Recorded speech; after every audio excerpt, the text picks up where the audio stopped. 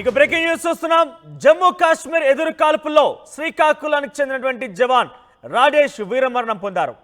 ఉగ్రవాదులు భద్రతా బలగాల మధ్య ఎదురు కాల్పుల్లో వీరమరణం పొందారు శ్రీకాకుళం జిల్లా జవాన్ రాజేష్ది శ్రీకాకుళం జిల్లా సంతబొమ్మలి మండలం చెట్లతాండ్ర.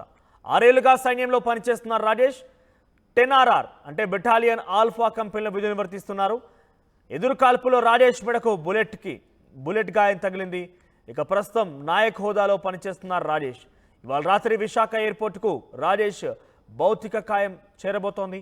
ఇక 3 రోజులుగా ఉగ్రవాదుల కోసం గాలింపు చర్యలు చేపడుతున్నారు. మంగళవారం ఎదురు కాల్పుల్లో 5 జవాన్లు మృతి చెందారు. జమ్మూ కాశ్మీర్లోని డోడా జిల్లాలో ఉగ్రవాదులు భద్రతా దళాల మధ్య మంగళవారం ఎదురు కాల్పులు చోటు చేసుకున్నాయి. సైన్యానికి చెందిన కెప్టెన్ సహా 4 సైనికులు అమరులయ్యారు. మరో జవాన్కు తీవ్ర గాయాలయ్యాయి.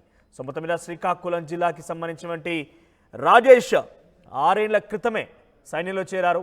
10RR కంపెనీలో ఆయన పనిచేస్తున్నారు. డోడా జిల్లాలో భద్రతా బలగాలు ఉగ్రవాదుల మధ్య గాడిలో రాజేష్ మెడకు గాయమైంది, బుల్లెట్ తగిలింది.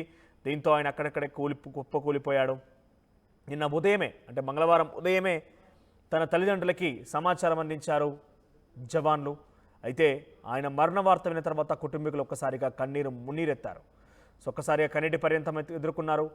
కుటుంబీకులకి గత కొన్ని రోజుల క్రితమే ఆయన తిరిగి జవాన్గా ఆ బార్డర్కి వెళ్ళే ముందే మరో 3 నెలలు తిరిగి వస్తాను, ఇల్లు కట్టుకొని వివాహం కూడా చేసుకుంటానన్నట్టుగా రాజేష్ తన కుటుంబీకులకు చెప్పినట్టుగా కుటుంబీకులు రోధిస్తున్నారు. సో 10RR బెటాలియన్ ఆల్ఫా కంపెనీలో ప్రస్తుతం రాజేష్ విధులు నిర్వర్తిస్తూ అక్కడే వీరమరణం పొందాడు. శ్రీకాకుళం జిల్లా సంతబొమ్మాలి మండలం చెట్లతాండ్రకు సంబంధించినటువంటి రాజేష్ 6 ఏళ్ల క్రితం సైన్యంలో చేరి ప్రస్తుతం 10RR బెటాలియన్ ఆల్ఫా కంపెనీలో విధులు నిర్వర్తిస్తున్నారు. నిన్న 2 రోజుల క్రితం డోడా జిల్లా సరిహద్దుల్లో ఉగ్రవాదులు బెటాలియన్లకు మధ్య జరిగినటువంటి ఆ ఎదురు కాల్పుల విషయంలో రాజేష్ మెడకు బుల్లెట్ తగిలింది. దీంతో ఆయన అక్కడికక్కడే కుప్పకూలాడు. రాజేష్తో పాటుగా ఇతర 5 జవాన్లు కూడా వీరమరణం పొందారు. 3 రోజులుగా ఉగ్రవాదుల కోసం గాలింపు చర్యలు చేపడుతున్నారు. ఈ నేపథ్యంలో ఎదురు కాల్పుల విషయంలో 5 జవాన్లు మృతి చెందినట్టు తెలుస్తోంది. ఇక జమ్మూ కాశ్మీర్లోని డోడా జిల్లాలో జరిగింది ఉగ్రవాదులు భద్రతా దళాల మధ్య ఎదురు కాల్పులు. ఈ కాల్పుల్లో సైన్యానికి చెందిన కెప్టెన్ సహా 4 సైనికులు అమరులయ్యారు.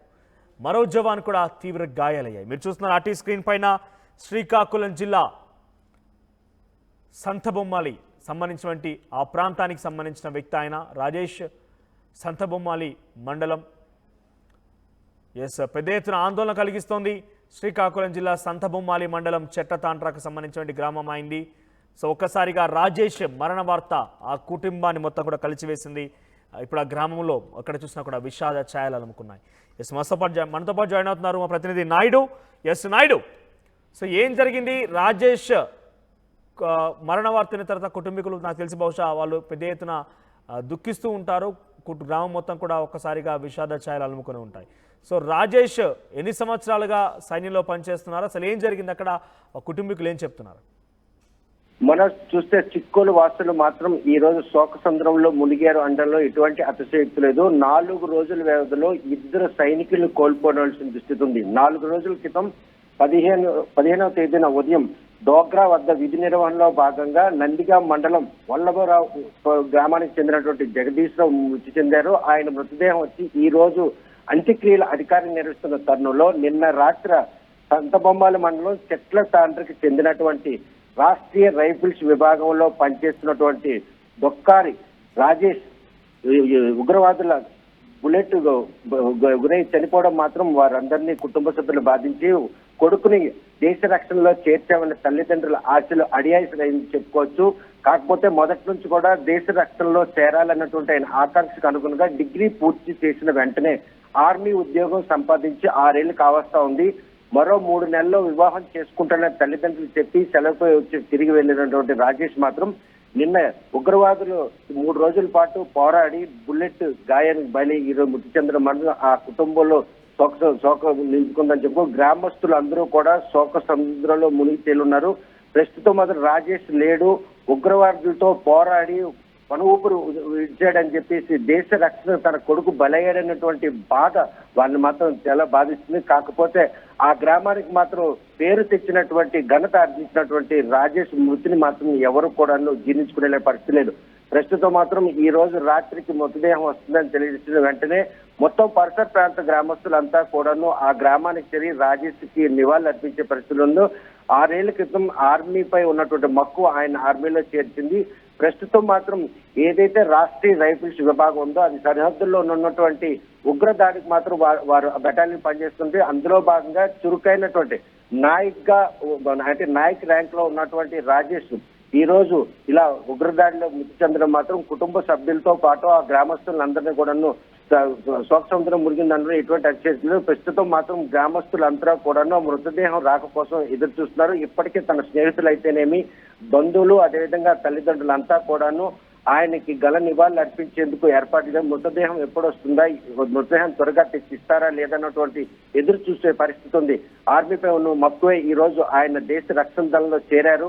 3 నెలల క్రితం వచ్చి నాయుడు రాజేష్ మృతదేహం ఎప్పుడు శ్రీకాకుళానికి చేరే అవకాశం ఉంది? అధికారులు ఎటువంటి ప్రయత్నాలు చేస్తున్నారు? నిన్న రాత్రి మృతి చెందినటువంటి సమాచారాన్ని బంధువులకు తెలియజేసినటువంటి అధికారులు మాత్రం ఈ రోజు రాత్రికి వైజాగ్ ఎయిర్పోర్ట్ కు చేరుకుంటే రేపు ఉదయానికే చెట్ల తాండ్రకు మృతదేహం చేరుతుందన్నటువంటి సమాచారం ఇచ్చారు. రేపు అధికారుల లాంఛనాలతో గ్రామంలో మాత్రం రాజేష్ అంత్యక్రియలు చేసేందుకు జిల్లా యంత్రాంగం కూడాను పూర్తి స్థాయిలో సన్నద్ధం అవుతుంది. కాకపోతే ఆయన మృత్యు వార్త మాత్రం ఈ రోజు ఆ గ్రామస్తులనే కాదు జిల్లా వాసులందరినీ కూడా బాధిస్తుంది. ఎందుకంటే 4 రోజుల వ్యవధిలో నందిగాం మండలం వల్లభరావు గ్రామానికి చెందినటువంటి జగదీశ్వరరావు హవల్దార్ ర్యాంక్ లో ఉన్నాడు. ఆయన కూడా మృతి చెందడం, ఆయన మృతదేహం ఈ రోజు స్వగ్రామంలో అధికార లాంఛనాలతో అంత్యక్రియలు జరుపుకుంటున్న ఈ తరుణంలో నిన్న రాత్రి జగదీష్ అయితే ఉగ్రదాడిలో మృతి చెందారన్న వార్త అదే ప్రాంతం అంటే టెక్కల నియోజకవర్గం సంబంధించి నందిగాం సంతబొమ్మాలి 2 ఒకే నియోజకవర్గం సంబంధించి ఆ 2 మండలాల్లో కూడా ఈ రోజు అంతా కూడాను 2 దేశ సైనికులు కోల్పోయినట్టు ఆవేదన వెంటాడుతుంది. ఈ రోజు రేపు ఉదయాన్ని అంటే ఈ రోజు రాత్రి కనుక వైజాగ్ ఎయిర్పోర్ట్ మృతదేహం వస్తే రాత్రే గ్రామానికి తరలిస్తారా లేకపోతే తెల్లవారుజామునే గ్రామానికి తరలించి అక్కడ అంత్యక్రియలు నిర్వహించేందుకు అవసరమైన అన్ని ఏర్పాట్లు జిల్లా పోలీస్ యంత్రం చేస్తుందో అక్కడ నుండి కూడా ఎవరైతే రాష్ట్రీయ రైఫిల్ ఫోర్స్ సంబంధించినట్టు వారు కూడా ఆ సిబ్బంది కూడా తోడొస్తుంటారో ఆ మృతదేహాన్ని తల్లిదండ్రులకు అప్పచెప్పిన తర్వాత ఎందుకంటే విధి నిర్వహణలో బాగా ఉగ్ర దాడిలో చనిపోయినటువంటి ఆ రాజేష్ ఇచ్చినటువంటి హానర్ మాత్రం చాలా అంటే గౌరవంగా ఉంటుంది. ఎందుకంటే ఒక విధి నిర్వహణలతో పాటు ఉగ్రవాదులతో పోరాడి చివరకు బుల్లెట్ తగిలి మృతి చెందడం మాత్రం ఈ రోజు ఆయనకి ఇచ్చినటువంటి గౌరవ వందనానికి మాత్రం ఎటువంటి లోపాలు లేకుండా చూసుకోవాలని పోలీసులు ఇప్పటికే సన్నద్ధాలు చేస్తున్నారు. మనోజ్ రైట్ నాయుడు, ఓవరాల్ గా శ్రీకాకుళం జిల్లా సంతబొమ్మాలి మండలానికి సంబంధించినటువంటి చెట్ల తాండ్ర గ్రామానికి సంబంధించిన రాజేష్ 6 ఏళ్ల క్రితం ఆర్మీలో చేరారు. ఆయన ప్రస్తుతం డోడా జిల్లాలో నాయక్ హోదాలో విధులు నిర్వర్తిస్తున్నారు. 10RR ఆల్ఫా బెటాలియన్లో ఆయన పనిచేస్తున్నారు. అయితే 2 రోజుల క్రితం అటు భద్రతా బలగాలు ఉగ్రవాదుల మధ్య జరిగిన దాడిలో రాజేష్ మెడకు గాయమైంది. రాజేష్ మెడకి బుల్లెట్ తాకింది. రాజేష్తో పాటుగా మరొక 5గురు కూడా వీరమరణం పొందారు. అందరికి కూడా తీవ్ర గాయాలయ్యాయి. ప్రస్తుతం 3 రోజులుగా ఉగ్రవాదుల కోసం గాలింపు చర్యలు చేపడుతున్నారు ఆర్మీ జవాన్లు. సో మొత్తం మీద మరి కాసేపట్లో అంటే బుధవారం సాయంత్రానికల్లా అంటే ఈ రోజు సాయంత్రానికల్లా రాజేష్ మృతదేహం ఇంటికి చేరే అవకాశం కనబడుతోంది.